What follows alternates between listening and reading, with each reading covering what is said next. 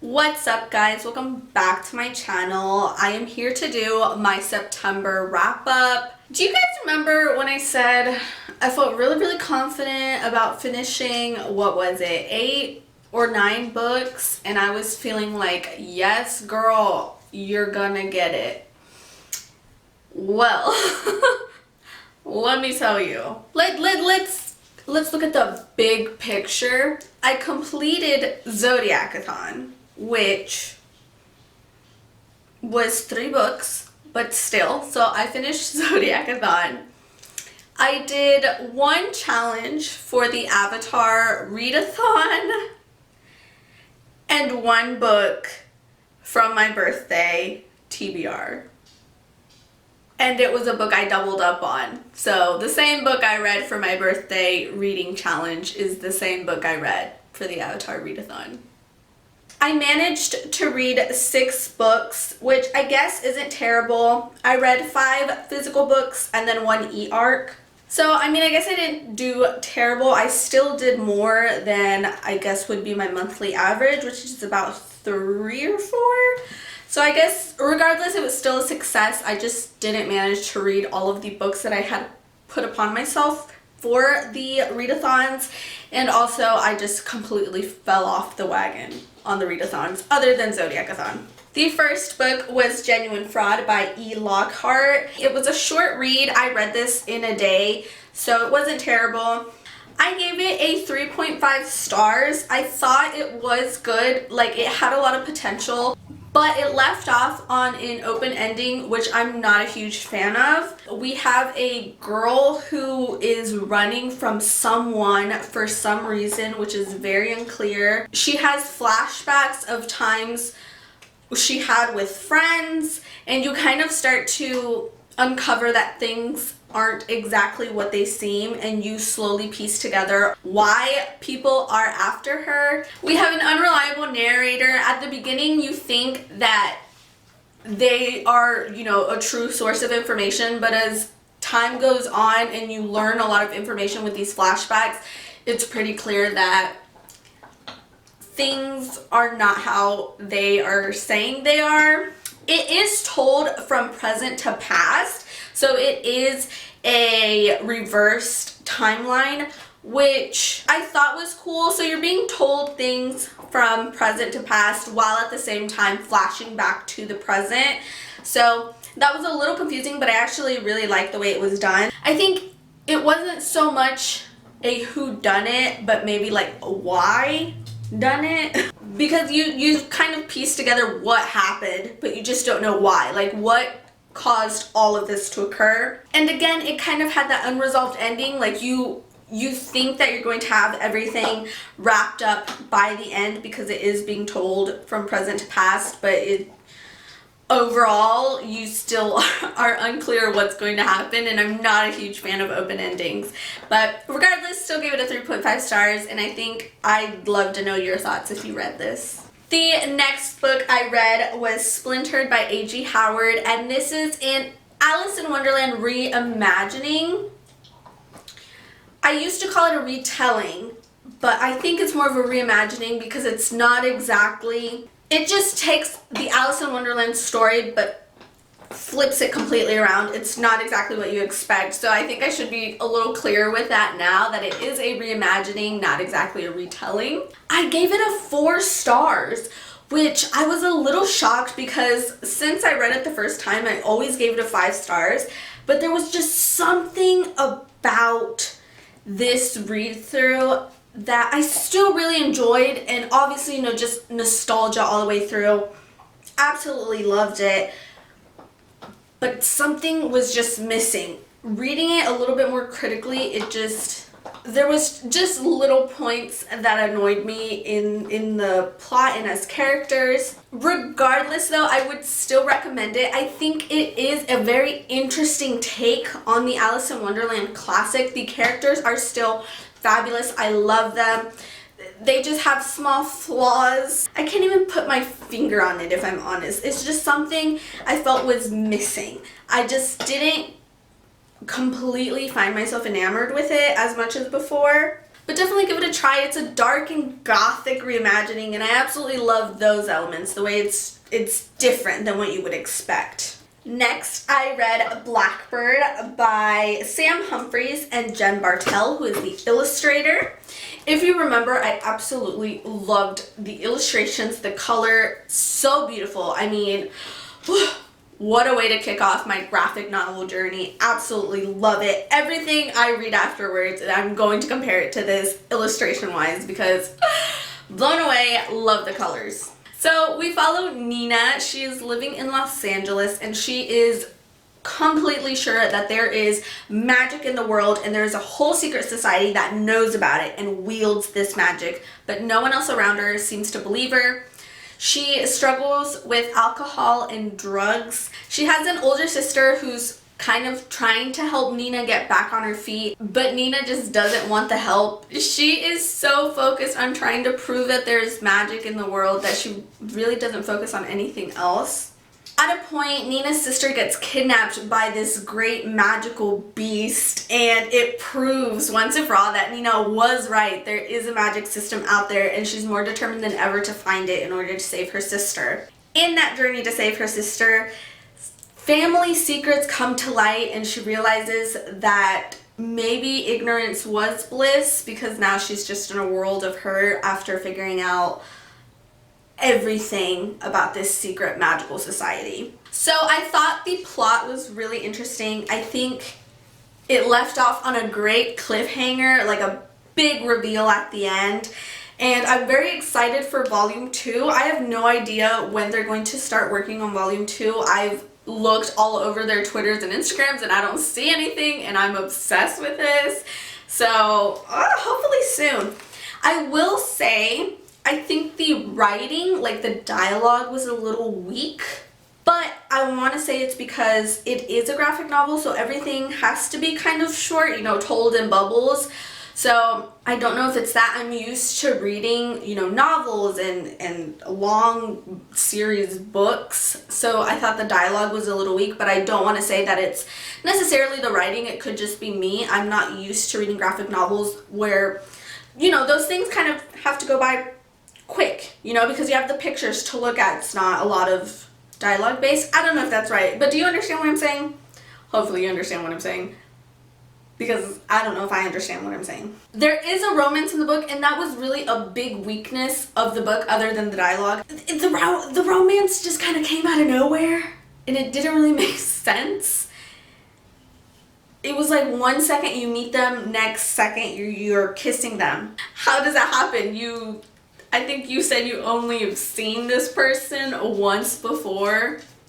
Hadn't even had a good, decent conversation. Other than that though, I'm still really intrigued. Like I said, I think the main plot is really good. I'm really excited to see how Nina is going to face these new challenges, knowing what she knows now. And I'm definitely ready for another volume of beautiful illustrations. So I gave Blackbird a 3.75 stars. Like I said, it would have been a 4 solid stars, but I just had those little issues with the romance and the dialogue. But 3.75 regardless, and I'm still really excited for the next volume. I also read Rain the Earth, which I gave a 4 stars. I read this for Zodiac-a-thon, and I said that I really did not like the cover. I thought this was a really, really ugly cover, so I had low hopes for the actual story. Like I said, it does have an elemental magic system, which is really why I was hooked and wanting to read this book regardless of the cover.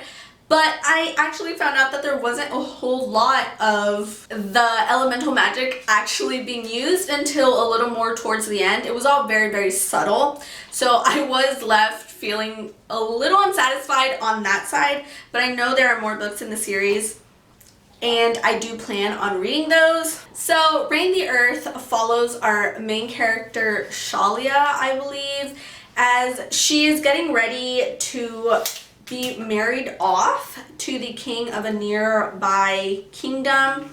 It's an arranged marriage, so her heart's not really in it, but she's willing to sacrifice her freedom in order to hopefully ensure her family and her people's safety. In this new kingdom that she is being married off to, magic is outlawed. It is illegal. Anyone suspicious of possessing magic is imprisoned, which, you know, just comes in handy dandy when Shalia discovers that she herself is able to wield magic, earth magic in specific. So of course that just causes a whole bunch of challenges for Shalia, let alone the fact that her husband is not the nicest and greatest person out there. I will say there should be trigger warnings for physical and emotional abuse, as well as mutilation and torture. There is also a lot of loss and grief. There is a pregnancy loss talked about briefly, so, you know, definitely be careful with that. But again, I gave Reign the Earth 4 stars, and I definitely recommend it. I also read Alice by Christina Henry, and this, again, obviously, is an Alice in Wonderland reimagining as well. It is very dark and gory. I believe this is an adult book. It is not YA, it is adult, and there is a lot of gore, lots of blood and limbs, oof, like mutilation again. There is a section that was really intense on the mutilation, which was a little hard to read through, so be careful. It has a mafia-like atmosphere. Some of the iconic characters of the classic Alice in Wonderland are actually mob bosses in this community. So I liked that aspect. I thought that was really cool. So for the first half of the book, you're kind of confused as to what the plot really is, what's going on. We have Alice and Hatcher, who have escaped from an insane asylum where they had been for many years. And they're both kind of amnesiacs. Like, they don't really know a lot where they're going. Hatcher just says that he feels the presence of the Jabberwocky and that it is their duty to slay said Jabberwocky.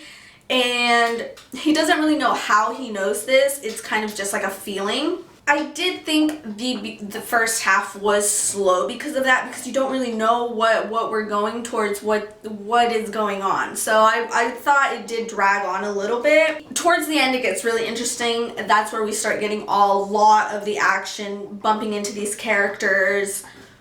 The gore, believe it or not. I mean, gore is always a little interesting. It adds a little spice into the story. The main characters, Alice and Hatcher, I felt pretty indifferent about them. There wasn't really a connection. I was just kind of there for the ride. I didn't feel any strong connection towards them and their perils. The antagonists, though, I think the antagonists were done fantastically well. They are bad to the bone. There is no drop of sympathy for any of them, except maybe one of them, which I will not say because I don't want to spoil. But there's just one that is kind of like, you know, yeah, he's evil, but he's got a little goodness in him. But I think the evil characters were, they were bad. There is a romance in it, and again, I was pretty indifferent about it, didn't really care. It wasn't a main focus, thank goodness. It was kind of just like secondaries. It was more of an afterthought, which I appreciated, that it didn't take up too much of the main plot. Again, trigger warnings for rape.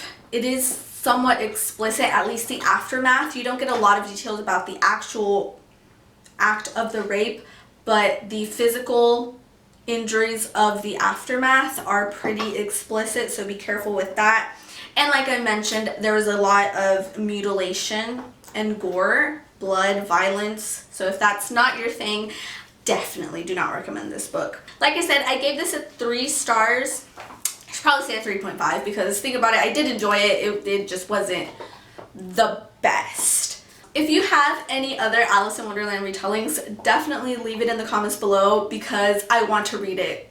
Even if it's bad, I don't care. I want to read it for myself. And finally, for the month of September, I read The Memory Thief by Lauren Manzi, which was an e-arc that I got on NetGalley. Thank you so much to Blink Publisher for allowing me to read this ahead of time.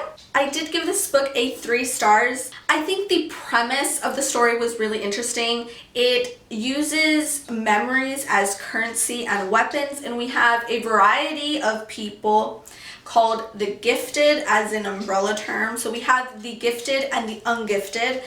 The gifted obviously are people who can manipulate memories depending on what their specialty is.